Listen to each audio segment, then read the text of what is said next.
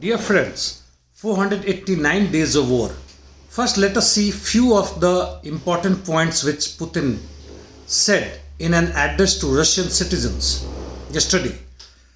Armed mutiny would have been suppressed in any case, and to blackmail Russia was doomed to fail. Next, organizers of mutiny betrayed the country. And one more point I would like to add what he said, that majority of the PMC fighters are patriots. My only comment here is that as far as private military company is concerned and their fighters are concerned, his head is concerned, who is an oligarch, their patriotism is always in doubt. I will not buy this particular thesis. And whoever have joined for whatever reasons, where they were convicted or would have been convicted criminals or even normal citizens in hope of getting a job or for whatever reasons, the private concern in military as well as anywhere else is against the working population of the country and only for the capitalist class and monopolists. Now let us see what is happening in the war zones. In south on Zaporizhia direction, Ukrainian army carried out attacks in many waves on Rabatino front but without any gains. Pyatikhatki by and large remains a grey zone. In Rivnopol salient, Ukrainians entered Rivnopol and have captured most part of it, and Russian army, after retreating, have taken up new defensive line on surrounding heights.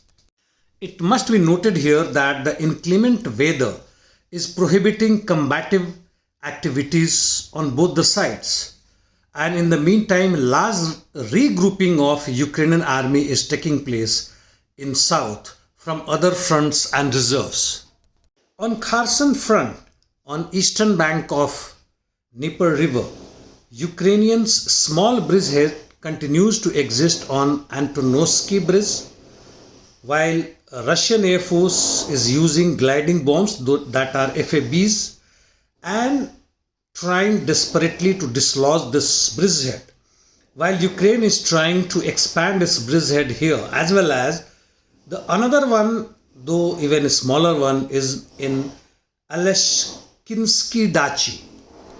In east, Bakhmut situation is by and large same in north as well as in south flanks.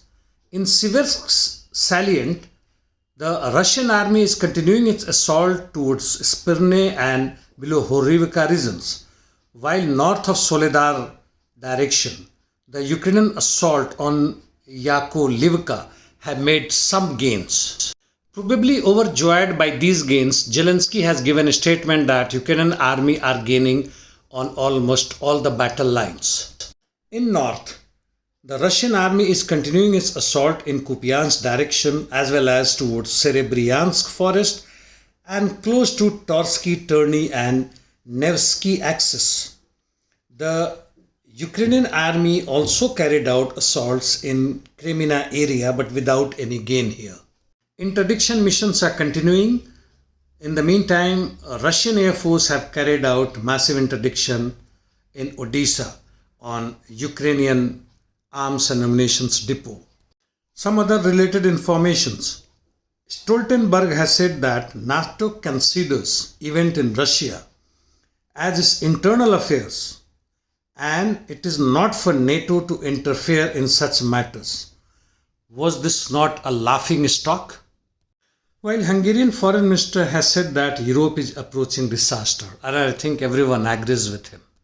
A news says from European Union that Germany and France want to end veto right in European Union, and this will hurt naturally the small nations who could stop the European Union or Germany, France desire whatever they wanted to do. And this in any case will further degrade the sovereignty of a small European Union nations, which is already reduced to bare minimum. And Wagner has resumed recruitment of fighters, a report says, and which is quite likely to be true also, and it will continue operating probably from Belarus. Lastly, dozens of Hayat Tahrir al-Sham members, supposed to be terrorists, have been killed by the Russian and Syrian attack on their headquarters in Idlib. And that's the end. Thank you.